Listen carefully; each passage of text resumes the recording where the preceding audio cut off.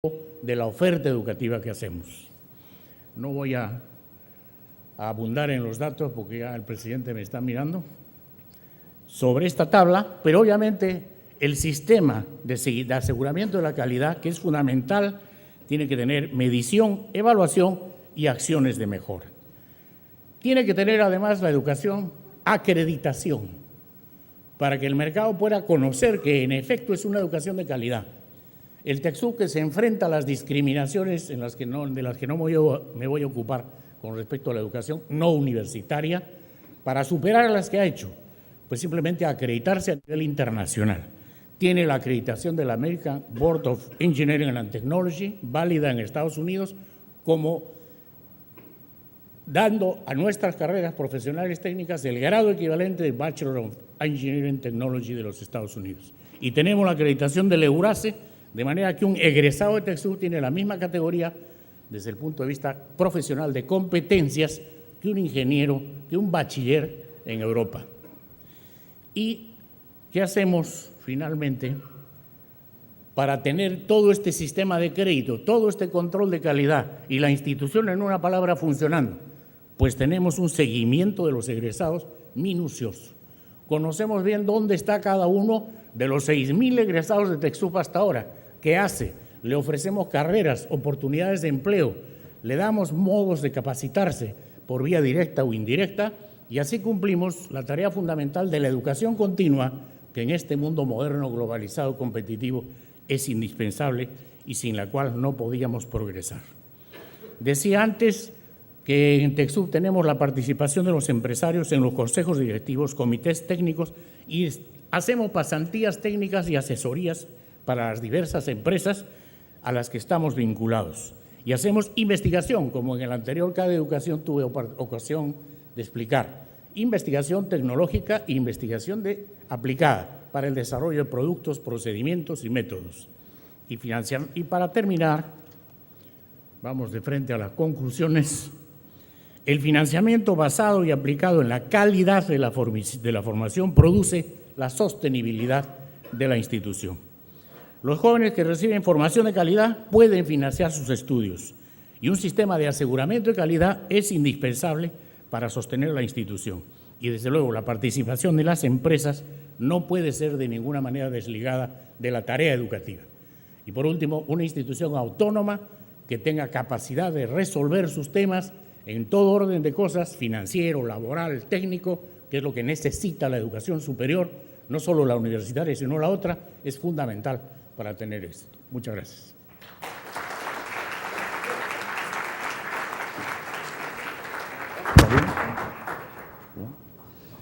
Bueno, hemos tenido primero un enfoque, ¿no es cierto?, que nos habla del tema de estos recursos tan cuantiosos, ¿no es cierto?, que a veces nos hacen mirar la colina como si fuese realmente un rascacielos, ¿no es cierto?, un obstáculo invencible. Sin embargo, hay ejemplos palpables, ¿no es cierto?, como lo que comenta Juan, donde permiten mostrar una línea, una luz, ¿no? Ciertamente el sector estatal es el que puede dar una dimensión, ¿no es cierto?, en el tema educacional, y tendremos ahora a la ministra para que nos ilustre en esta parte.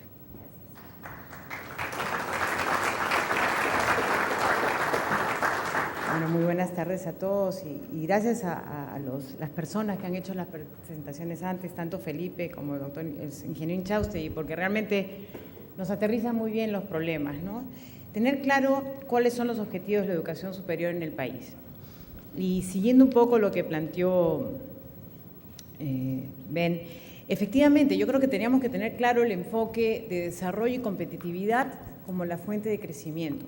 Yo les cuento una anécdota. Cuando hicimos el Plan Nacional de Competitividad en el año 2005 con Juan Mulder, yo llamé a la gente que estaba haciendo el plan de educación y me miraron con horror. ¿Qué vienen estos economistas a ensuciar el tema del plan educativo? No entendían la vinculación entre educación y desarrollo. O sea, la educación iba por su lado y los expertos y los economistas ensuciábamos con mercantilismo el tema educativo.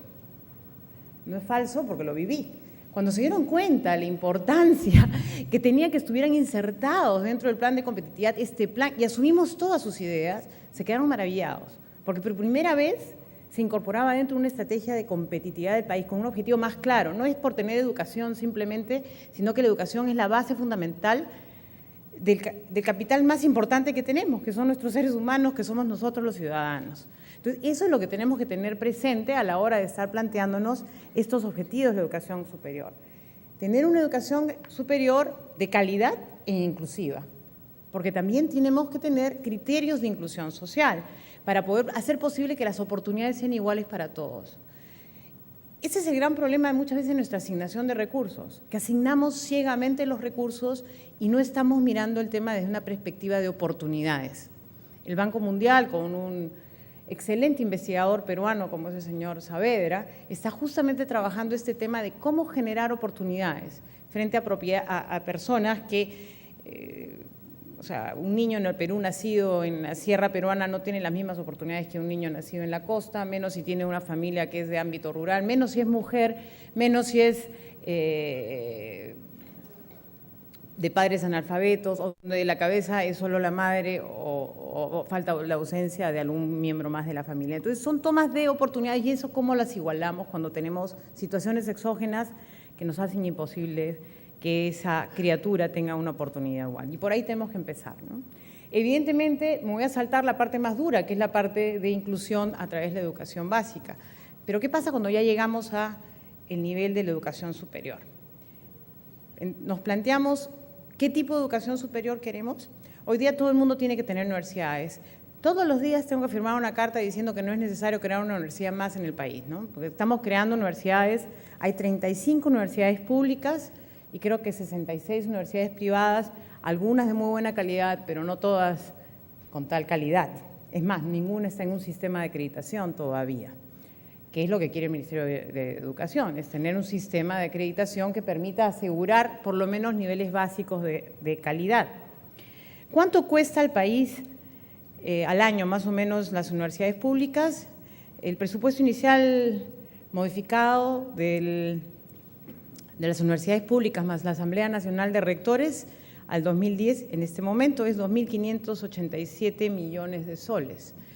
Nada, comparado obviamente con los datos que nos dio Felipe, pero bueno, son 2.8 de nuestro presupuesto total. De eso incluye recursos determinados, llámense canon, que son 96 millones más o menos de soles que están destinados al canon y se suponen están destinados a investigación.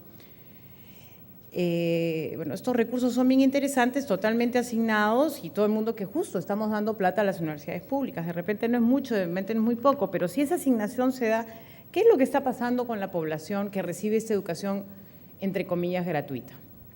Porque no es gratuita, cuesta. Como dirían mis profesores de economía básica, no hay lonche gratis, y este lonche gratis debería estar mejor asignado. ¿Por qué? Porque si vemos la población entre 18 y 24 años de edad, que es la edad de formativa superior, solo 3% de la población más pobre, es decir, de los deciles del 1 al 4, accede a la educación universitaria. Ya comenzamos a sentir el problema, ¿no? Solo 3% de esa población. En la población menos pobre, entre los deciles 5 al 10, estos porcentajes se incrementan y son de 23 y 19%, de acuerdo a la Encuesta Nacional de Hogares del 2008. Pero es decir, estamos subsidiando entonces no a los más pobres, sino a menos pobres. El 65% de los pobres que ingresan a la educación superior lo hacen a través de la educación pública, mientras que, por el contrario, el 60% de la población menos pobre, del deciles 5 al 10, que ingresan a la educación superior lo hacen por medios privados. Ahora bien, el 39% de la población entre 25 y 30 años, el 39% de los pobres del decil 1 al 4 que lograron insertarse en la educación superior no universitaria no lograron concluir sus estudios, mientras que esta tasa es de 34.5 en el caso de los no pobres, de acuerdo a la encuesta de NAO. Es decir, los pobres no llegan a concluir la educación superior, a pesar de ser los que menos tienen acceso. Los menos pobres sí llegan, tienen una tasa mejor. El 58% de los pobres que ingresaron a las universidades no logró concluir sus estudios, mientras que esta misma tasa es de 37% en el caso de los no pobres. Y el 32% de los que estudiaron en el sector público se encuentran subempleados y el 23% de los que estudiaron en el sector privado también tienen esa condición. Es decir, estos son más o menos los productos que estamos teniendo de esta educación superior y de una asignación que creo yo es ciega. ¿Por qué? Porque el financiamiento es, hay que hacer educación gratuita. Yo entiendo la educación gratuita en la educación básica, pero yo creo que los modelos modernos están yendo a un financiamiento más parecido a lo que plantea el TECSUP. Y hay experiencia internacional en donde el financiamiento tiene dos modalidades, a la oferta, a la universidad y también al estudiante, para que se pueda mantener y sostener en la educación. Y esto es bien importante, porque en gran medida la problemática del financiamiento está orientándonos a un financiamiento ciego, un financiamiento donde yo tengo que pagar porque el Tribunal Constitucional me obliga a profesores con una homologación que no tiene nada que ver con la capacitación y una adecuada meritocracia dentro de la educación. Por supuesto, yo voy al Congreso y me dicen que ellos sí pasan por evaluaciones y exigencias. Probablemente, sí, algún grado de exigencia hay, pero yo vengo a una universidad privada, donde aquí está mi rector, y sabe perfectamente que para nosotros, profesores de la Universidad del Pacífico, cambiar el mecanismo de evaluación ha costado muchísimo. Ha sido muy duro el proceso y ahora sí tenemos un sistema en donde nos están pagando de acuerdo a sistemas más de meritocracia, de cómo publicamos, de cuánto esfuerzo hacemos. Y eso ha costado 5 años de cambio o más. Un esfuerzo muy grande de entrar en un sistema de acreditación. Estamos hablando de una universidad privada de alto renombre, o sea, estoy hablando de mi propia institución, y creo que eso significa un cambio sustantivo. Me imagino eso bien difícil en la universidad pública, donde además hay otro tipo de problemática. Entonces, creo yo que el modelo no está orientándonos a dar las necesidades ni satisfacer a estas poblaciones de mayor necesidad de recursos, a las cuales deberíamos subsidiar. Por supuesto que hay que subsidiar, y el modelo tiene que incluir un modelo de subsidio, pero también un modelo donde el esfuerzo se premie y donde se premie este sistema de calidad. O sea, tiene que ver, van de la mano. Justamente lo que dijo el ingeniero Inchaustegui es correcto. Los fondos están, pero esos fondos están mal asignados.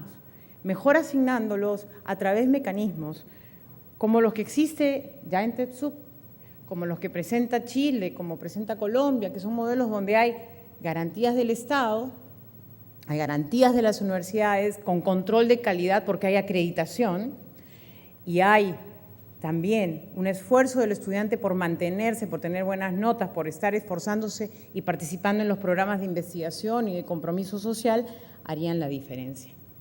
Yo creo que podemos comenzar a pensar en este mecanismo de financiamiento. No le significa que se le va a quitar recursos. Hay recursos en las universidades desperdiciados.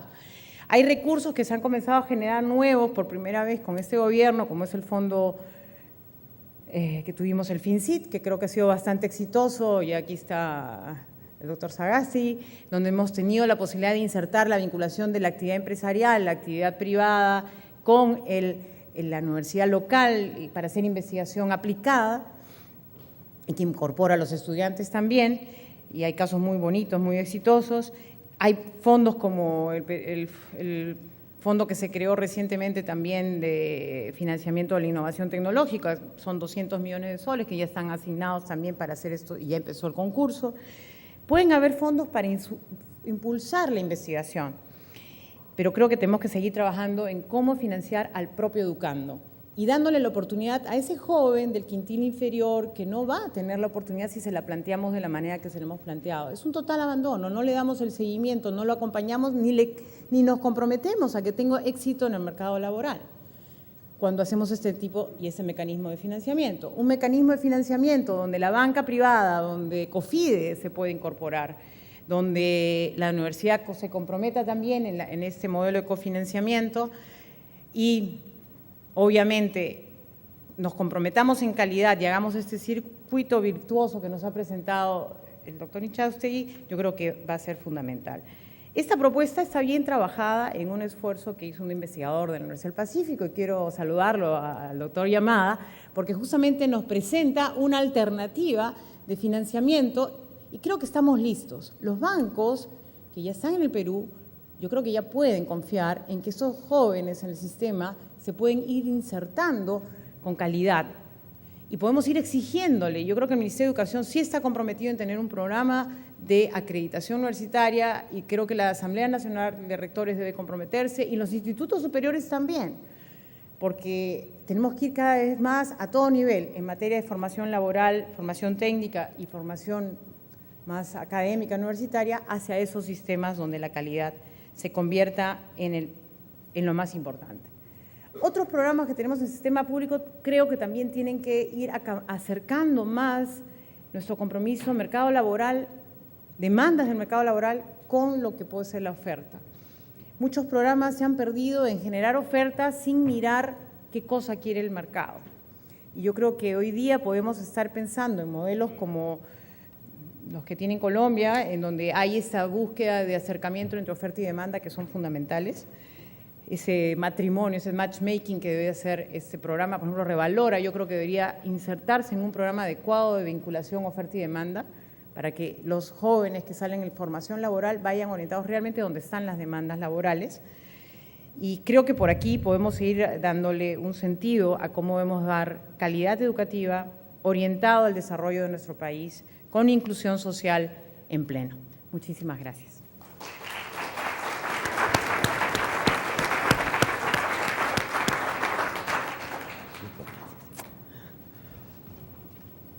Bueno, hemos tenido solamente la primera ronda y les quiero ante todo agradecer y felicitar por la puntualidad en cada una de las intervenciones.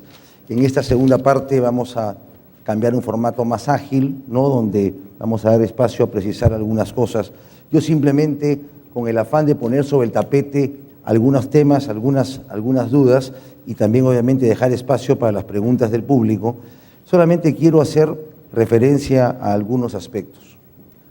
En una presentación con el actual presidente de CONFIEP, Ricardo Briceño, la ministra, yo también tuve la oportunidad de estar en el panel, Ricardo dio una cifra impresionante sobre la cantidad de dinero que reciben universidades públicas de las regiones producto de un pedazo del canon minero. Y yo no sé, ¿no es cierto?, quién da cuenta de esto. Estamos hablando de cifras, no recuerdo el número exacto, que pasaban los 1.000 millones o 1.200 millones de soles que han ido directamente a las arcas de universidades estatales, regionales, que me parece muy bien, pero nuevamente, sin acreditación, sin seguimiento, yo plantearía entre uno de los temas, en este caso la ministra, que así como se cuidan las inversiones, ¿no es cierto?, de los vía el SNIP y otros mecanismos en cuanto a las inversiones de regiones, que también se vea, ¿no es cierto?, que estas universidades que tienen el beneficio de estar en un ambiente donde reciben cantidades muy superiores, ¿no es cierto?, a lo que ha podido juntar con esfuerzo TecSoup, pueda funcionar. Un segundo tema que dejo sobre el tapete es el tema de un INAVEC hacia adentro, ¿no es cierto?, que no está alejado de lo que mencionó la ministra con respecto a la posibilidad de financiar y que se está trabajando con expertos que están en la mesa. También mencionó en esa misma reunión Briceño que en el caso de INAVEC hacia afuera se habían perdido una cantidad enorme de becas que simplemente el Ministerio de Educación no había podido canalizar, ¿no? Este acercamiento